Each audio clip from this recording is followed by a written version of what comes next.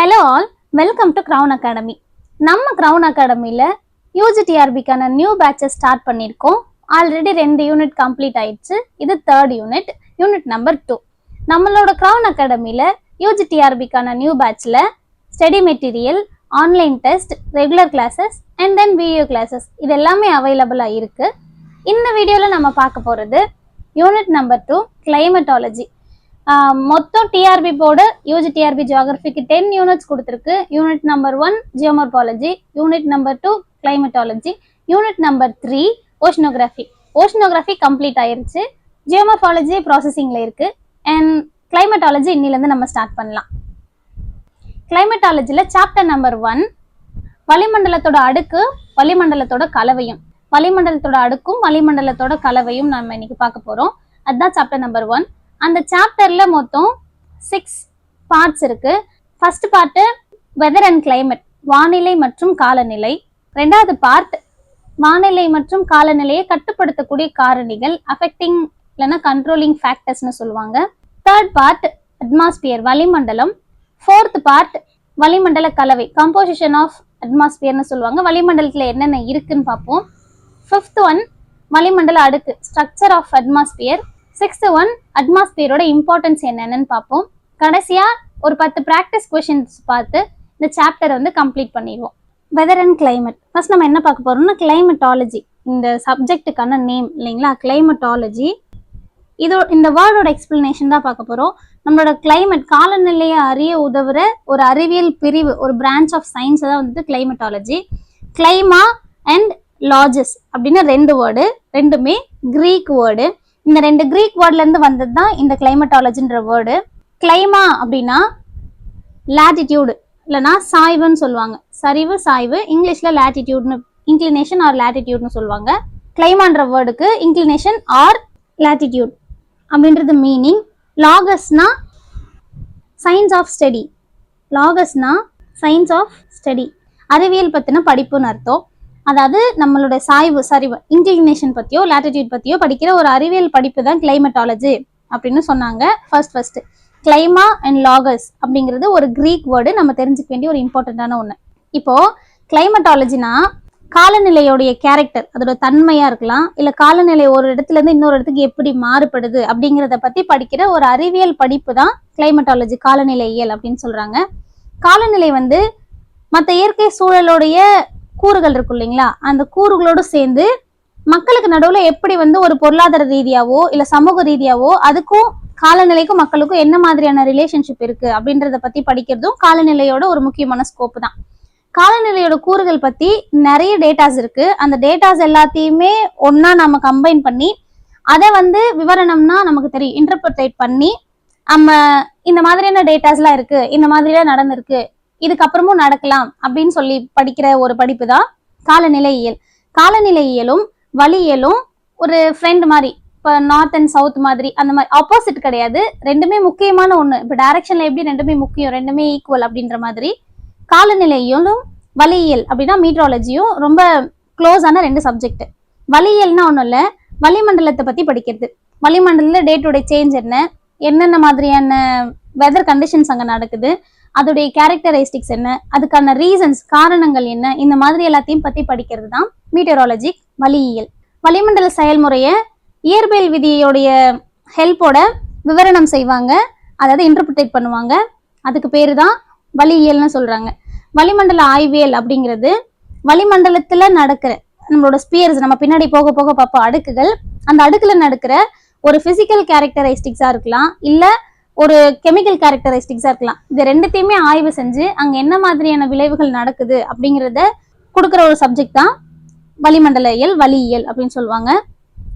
காலநிலையியலுக்கு நிறைய பிரான்ச்சஸ் இருக்கு. First physical climatology, பௌதீக காலநிலையியல் சொல்லுவாங்க.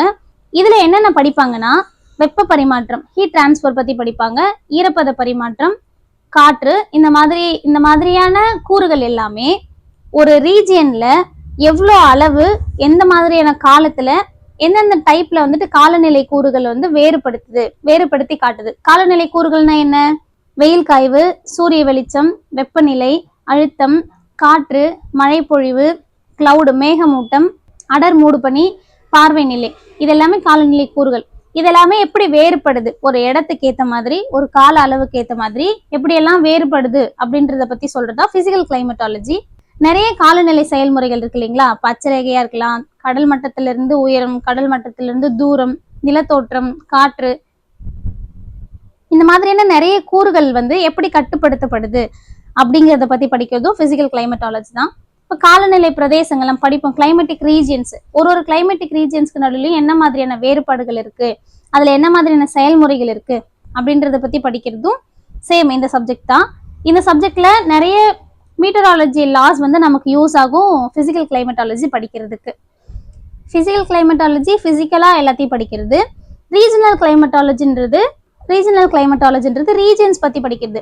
ஒரு ரீஜன்லயும் காணப்படுற கிளைமேட்டோட டைப்ஸ் என்னென்ன அதை பத்தி படிக்கிறது அது ஒரு முக்கியமான ஸ்கோப்பா இருக்கும். அடுத்து காலநிலை கூறுகள். நிறைய காலநிலை கூறுகள் மக்களோட வாழ்க்கை முறையிலேயோ சரி, நல்வாழ்வு, பொருளாதாரம், இந்த மாதிரியான நிறைய காரணியை எப்படி அதை அஃபெக்ட் பண்ணுது, எப்படி பாதிக்குது அப்படின்றத பத்தி ஆய்வு செஞ்சு படிக்கிறது தான் ரீஜனல் கிளைமேட்டாலஜி. ரீஜியன்ஸ் பத்தி படிக்கிறது ரீஜன்ல இருக்கிற பாப்புலேஷன், அவங்களோட அந்த பீப்புள்ஸை பத்தி, அவங்களுடைய வாழ்க்கை முறையை பத்தி படிக்கிறது ரீஜனல் ஜியோகிராஃபி. இதை 3ஆ பிரிச்சிருப்பாங்க. ஒன்று மேக்ரோ, மீசோ, மைக்ரோன்னு. பெருசு, நடுத்தரமானது, அப்புறம் சின்னது, நுண் காலநிலை பிரதேசம்னு 3ஆ பிரிச்சிருப்பாங்க. Applied climatology. இப்போ நமக்கே தெரியும், நம்ம கிளைமேட் வச்சுதான் நிறைய விஷயத்த அப்ளை பண்ணி நிறைய நம்ம டே டு டே லைஃப்ல யூஸ் பண்றோம் இல்லைங்களா, அதுதான் அப்ளைடு கிளைமேட்டாலஜி சொல்லுவோம். இப்போ பாருங்க, மக்களுடைய வளமான முன்னேற்றத்திற்கு காலநிலையோட அறிவு, அது அந்த நாலேஜை யூஸ் பண்ணி நம்ம ஒரு day to day life lead பண்ணிட்டு இருக்கோம் இல்லைங்களா, அது லீட் பண்றதுக்கு தேவையான ஒரு நாலேஜ் தான் பயனுறு காலநிலை, அப்ளைடு கிளைமேட்டாலஜின்னு சொல்றோம். ஒரு வானிலை காலநிலையை பத்தின அறிவு எதுக்கு யூஸ் பண்ணுவாங்க, அக்ரிகல்ச்சருக்கு யூஸ் பண்ணுவாங்க, கால்நடை வளர்க்கறதுக்கு, ஆக்க தொழில் வளர்ச்சிக்கு யூஸ் பண்ணுவாங்க, பில்டிங் கட்டுறதுக்கா இருக்கலாம், இல்ல வளிமண்டல மாசடைறதுக்கா இருக்கலாம், ஏன் ஸ்கூல் வைக்கணுமா வேணாமா, நாளைக்கு லீவ் விடணுமா வேணாமான்றதுக்கு கூட நம்ம கிளைமேட் தானே பாக்குறோம், மீட்ராலஜி தான் பாக்குறோம். அவங்க மழை வருதா இல்லையான்னு சொல்றாங்க. இது எல்லாத்தையுமே அப்ளைடு கிளைமேட்டாலஜின்னு சொல்றாங்க. நமக்கு ஒரு பிரச்சனை, அந்த பிரச்சனையை நிவர்த்தி பண்றதுக்கான கருத்துக்களை கிளைமேட்டாலஜில இருந்து எடுத்துக்கிறோம்னா அதுதான் அப்ளைடு கிளைமேட்டாலஜின்னு சொல்லுவாங்க. நம்ம எல்லாருக்கும் தெரியும், ஆஸ் அ ஜியோகிராஃபரா, வானிலை வெதர்ன்றது ஒரு குறிப்பிட்ட இடத்துல குறிப்பிட்ட நேரத்துல வளிமண்டலத்தில் ஏற்படக்கூடிய மாற்றங்கள், அதுதான் day to day சேஞ்சில், day to day லைஃப்ல அட்மாஸ்பியர்ல ஏற்படுற சேஞ்சஸை தான் வெதர்னு சொல்லுவோம். அந்த சேஞ்சஸ் என்ன மாதிரியா இருக்கும்னா, ஒரு வெப்பநிலை மாறுதலா இருக்கலாம், இல்ல அழுத்தம் மாறுபடலாம், காற்று, அப்படி இல்லைன்னா ஈரப்பதம், மேகமூட்டம், மழைப்பொழிவு, இந்த மாதிரியான நிறைய விஷயங்கள் ஒரு கூறுகள் ஒரு நாளைக்குள்ள 24 மணி நேரத்துக்குள்ள எப்படி எப்படிலாம் ஒரு இடத்துல மாறுபடுது அப்படின்றத பத்தி படிக்கிறது தான் வானிலை. காலநிலைன்றது நீண்ட கால அளவு, கிட்டத்தட்ட ஒரு 30 to 33 வருஷத்தோட ஆவரேஜான வெதர் கண்டிஷனை தான் நம்ம கிளைமேட்னு சொல்லுவோம். இது நம்ம எல்லாருக்கும் தெரிஞ்சதுதான். கிளைமேட் அண்ட் வெதரோட முக்கியமான கூறுகள், ஒன்று டெம்பரேச்சர், ப்ரெஷர், விண்டு, ஹியூமிடிட்டி, கிளவுடு, பிரசிபிடேஷன். இது எல்லாமே தான் கிளைமேட் அண்ட் வெதருடைய முக்கியமான கூறுகளா இருக்கு, எலமெண்ட்ஸா இருக்கு.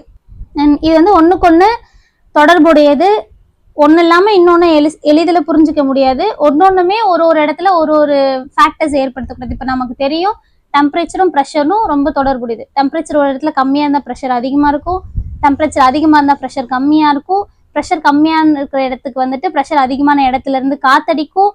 இந்த மாதிரி காத்தா இருக்கலாம், இல்ல காத்தடிக்குதா அந்த இடத்துல அதிகமான டெம்பரேச்சர் இருக்கா, அப்போ எவாபரேட் ஆகும், கண்டென்சேஷன் ஆகும், மழை வரும், அதால ஹியூமிடிட்டி அதிகமா இருக்கும். இது எல்லாமே ஒரு கூறுகளும் ஒண்ணுக்கொண்ணு தொடர்புடைய நெருக்கமான ரிலேஷன் கொண்ட கூறுகளா தான் இருக்கு. அடுத்து, வானிலை காலநிலையை கட்டுப்படுத்தக்கூடிய காரணிகள் என்னென்ன, கண்ட்ரோலிங் ஃபேக்டர்ஸ். வானிலைங்கிறது ஒரு இடத்துக்கு இடமும் நேரத்துக்கு நேரமும் மாறுபடக்கூடிய ஒரு கேரக்டர் இருக்கிற ஒண்ணுதான் வானிலை. வானிலை காலநிலையை கட்டுப்படுத்தக்கூடிய காரணிகள், ஒன்று அச்சரேகை, நிலநீர் பரப்பு, கடல் மட்டத்திலிருந்து உயரம், அழுத்த மண்டலங்கள், காற்று, வளிப்பகுதி, அடுத்து சூறாவளி, ஃப்ராண்ட் ஏர் மாசஸ், இது அடுத்து கடல் நீரோட்டங்கள், ஓஷன் கரண்ட்ஸு, மழை தடைகள், கடல்ல இருந்து தூரம், சாயில் டைப், மண் வகைகள், நேச்சுரல் வெஜிடேஷன், இயற்கை தாவரங்கள். இது இல்லாம ஒரு சில ஃபேக்டர்ஸும் இருக்கு. ஆனா இதெல்லாம் மேஜரான ஃபேக்டர்ஸ். வானிலை காலநிலை கூறுகள் இது எல்லாத்தையும் கட்டுப்படுத்துற காரணிகள் ஒன்னொன்னையும் தனித்தனியா படிக்கிறது கஷ்டம். ஆனா ஒன்னொன்னே ரிலேட் பண்ணி படிக்கிறதோ இல்ல ரிலேட் பண்ணி தெரிஞ்சுக்கிறதோ ரொம்ப ரொம்ப ஈஸி. ஏன்னா எல்லாமே ஒண்ணுக்கு ஒண்ணு தொடர்புடைய, ரொம்ப நெருக்கமான தொடர்புடைய கூறுகளா தான் இந்த எல்லா கூறுகளும் இருக்கு. அடுத்து நம்ம பார்க்க போற டாபிக் வந்து ஒரு இம்பார்ட்டன்டான ஒரு டாபிக். இது என்னன்னு நமக்கு எல்லாருக்குமே தெரியும், நிலா இல்லைங்களா? மூன். இந்த மூன் வந்துட்டு, இந்த மூன்ல சின்ன சின்ன கிரேட்டர்ஸ் எல்லாம் இருக்கு. குட்டி குட்டியா பள்ளம் இருக்கும், மேடு இருக்கும், பெரிய பள்ளத்தாக்கு இருக்கும். இதெல்லாம் இருக்கிறதுக்கான ரீசன் மேபி உங்களுக்கு தெரிஞ்சிருக்கலாம், இல்ல தெரியாம கூட இருக்கலாம். வேற ஒன்றும் இல்லை, மூணுக்கு வந்து அட்மாஸ்பியர் கிடையாது. பூமியிலையும் பள்ளங்கள் இருக்கு, ஆனா அந்த அட்மாஸ்பியர் தோன்றதுக்கு முன்னாடி, நம்ம பூமியில இருக்க வளிமண்டலம் தோன்றதுக்கு முன்னாடி கிட்டத்தட்ட ஒரு 4 பில்லியன் வருஷத்துக்கு முன்னாடி எரிக்கல் எல்லாமே வந்து விழுந்துதான் இப்போ இருக்கிற பெரிய பெரிய பள்ளங்கள் உருவானது நமக்கு தெரியும். கடலோட ஆழமெல்லாம் அப்படிதான் உருவாச்சு. ஆனா நிலால நிறைய பள்ளங்கள் இருக்கு, நிறைய கிரேட்டர்ஸ் இருக்கு. அது உருவானதுக்கு காரணம் நிலாவுக்கு ஒரு கரெக்டான அட்மாஸ்பியர் கிடையாது, நமக்கு அட்மாஸ்பியர் இருக்கு. நம்மளோட அட்மாஸ்பியர் வந்து நம்ம பூமிக்கு ஒரு பெரிய ப்ரொடெக்டட் லேயரா இருக்கு. அதால நமக்கு நிறைய யூசஸ் இருக்குன்றத பின்னாடி போக போக பார்ப்போம். இந்த நிலவுக்கு இருக்கிற மாதிரியான ஒரு மோசமான நிலை பூமிக்கு இல்லாததுக்கு முக்கியமான காரணம் நம்மளோட அட்மாஸ்பியர் தான். அட்மாஸ்பியர், வளிமண்டலம் அப்படின்றது பூமியை சுத்தி அதோட மேற்பரப்புல கிட்டத்தட்ட ஒரு 1000 கிலோமீட்டர் தூரம் வரைக்கும், உயரம் வரைக்கும் கேஸாலான ஒரு போர்வை மாதிரியான ஒரு அமைப்பு தான் வளிமண்டலம். தி atmosphere is a mixture of numerous gases which extend up to 1000 kilometer above the earth surface அப்படின்னு சொல்லியிருக்காங்க. வளிமண்டலத்துல நிறைய வேதி மூலப்பொருட்கள் இருக்கு. அந்த மூலப்பொருட்கள் கேஸாவோ, அப்படி இல்லைன்னா வாட்டர் வேப்பராவோ, அப்படி இல்லைன்னா டஸ்ட் பார்ட்டிகிளாவோ, இந்த 3 விதத்துல, ஒன்று கேஸு, இன்னொன்று வாட்டர் வேப்பர், இன்னொன்று டஸ்ட் பார்ட்டிகல்ஸ். இந்த 3 நிலையில தான் நம்ம வளிமண்டலத்தில் இருக்கிற கூறுகள் வந்துட்டு இருக்கு. அதுல முக்கியமான கூறா வந்துட்டு ஆக்சிஜன் வந்து இருக்கு. ஏன்னா ஆக்சிஜன் நமக்கே தெரியும், நம்மளோட உயிரினங்கள் உயிர் வாழ்றதுக்கோ அப்படி இல்லைன்னா தாவரங்கள் ஒளிச்சேர்க்கை பண்றதுக்கு முக்கியமான ஒரு கூறு வந்து ஆக்சிஜன் தான். வளிமண்டலம் எப்படி தோன்றி இருக்குன்றது நம்ம எல்லாருக்கும் தெரியும், ஒரு சிலருக்கு தெரியாம கூட இருக்கலாம். வளிமண்டலத்தோட தோற்றம் வந்து திடீர்னு ஒரே நாள்ல நடந்தது இல்லை. கிட்டத்தட்ட 4500 மில்லியன் வருஷத்துக்கு முன்னாடி பூமி தோன்றுச்சுன்றது நம்ம எல்லாருக்கும் தெரியும். அப்பவே வந்து வளிமண்டலம் தோன்றல. இப்ப இருக்கிற அளவுக்கு தெளிவான ஒரு பெரிய வளிமண்டலம் அப்போ கிடையாது. படிப்படியாதான் வளிமண்டலம் உருவாச்சுன்றது சொல்லப்படுது. பூமி தோன்றினப்போ, பூமி உருவானப்போ ஒரு மாதிரி மோல்டன் ஸ்டேஜ்ல, உருகிய நிலையில பாறை குழம்பு எல்லாமே வந்து வெளிவரும். அது வாயுக்களாவோ இல்ல திரவ வடிவத்திலேயோ இல்ல திடப்பொருளோ மேல தூக்கி எறியப்பட்டோ இப்படிதான் எல்லாமே வந்துட்டு இருந்துச்சு. அதுல இருந்து வெளிவந்த வாயுக்களோ இல்ல நீராவி இந்த மாதிரியான பொருள், அதுல இருந்துதான் கார்பன் டை ஆக்சைடு, நைட்ரஜன் இந்த மாதிரியான வாயுக்கள் அதிகமா வெளிவந்து மேல வந்து ஒரு லேயரா ஃபார்ம் ஆக ஆரம்பிச்சு. எப்போனா இப்ப எரிமலை வெடிக்கும் போது அதுல இருந்து ஒரு சில கேசஸ் வெளியில வரும். ஆல்ரெடி எர்த் வந்து ஒரு மோல்டன் ஸ்டேஜ்ல தான் இருந்துச்சு, நெருப்பு குழம்பா தான் இருந்துச்சு. அதுல இருந்து, அந்த நெருப்புல இருந்து ஒரு சில வாயுக்கள் வெளியில வரும். இந்த மாதிரியான நிறைய கேசஸ் வெளியில வந்துதான் கொஞ்சம் கொஞ்சமா இறுகி இப்ப இருக்கிற நிலைமைக்கு நம்மளோட அட்மாஸ்பியர் வந்து உருவாச்சு. அதுல ஆக்சிஜன் மட்டும் ஃபர்ஸ்ட் இருந்த மாதிரி இப்போ இல்லை, இப்போ நிறைய இருக்கு. முதல்ல ஆக்சிஜன் இல்லவே இல்லை. ஆக்சிஜன் வந்துட்டு எப்படி உருவாச்சுன்றதுக்கு ஒரு சில கருத்துக்கள் எல்லாமே இருக்கு. என்னன்னா, இப்போ பூமியோட மேல்தள சர்ஃபேஸோட வெப்பநிலை கிட்டத்தட்ட 8000 டிகிரி செல்சியஸ்க்கும் அதிகமா இருந்துச்சு அப்போ. இப்போ வளிமண்டலத்துல அதிகமா நீராவி இருக்கும் இல்லைங்களா? ஏன்னா இப்போ நம்ம ஆல்ரெடி மோல்டன் ஸ்டேஜ்ல இருந்ததாலையும் நிறைய நீராவி வெளியில வந்துச்சு. பிளஸ் எரிமலை வெடிச்சப்பையும் அங்க இருந்து நிறைய வாட்டர் வேப்பர்ஸும் வெளியில வந்துச்சு. அந்த மாதிரி வெளியில வந்த வாட்டர் வேப்பர் வந்து அதிகமான ஹீட்டால எவாப்ரேட் ஆகி மேல போய் அது கண்டென்சேஷன் ஆகி மேகமா மாறி கண்டென்சேஷன் ஆகி மழையா வந்துச்சு இல்லைங்களா? அப்படி வரும்போதுதான் இப்போ இருக்கிற தண்ணி எல்லாமே உருவாச்சு. அப்போ வளிமண்டல நீராவி வந்துட்டு கார்பன் டை ஆக்சைடு நீராவி இதோட அளவெல்லாம் குறைஞ்சு ஆக்சிஜனோட அளவு அதிகமானதுக்கு ஒரு முக்கியமான காரணம், நிறைய மழை வந்து நிறைய தண்ணி நம்பிருச்சு. அப்ப அதுல வந்து நிறைய உயிரினங்கள் வளர்ந்து வர ஆரம்பிச்சுது.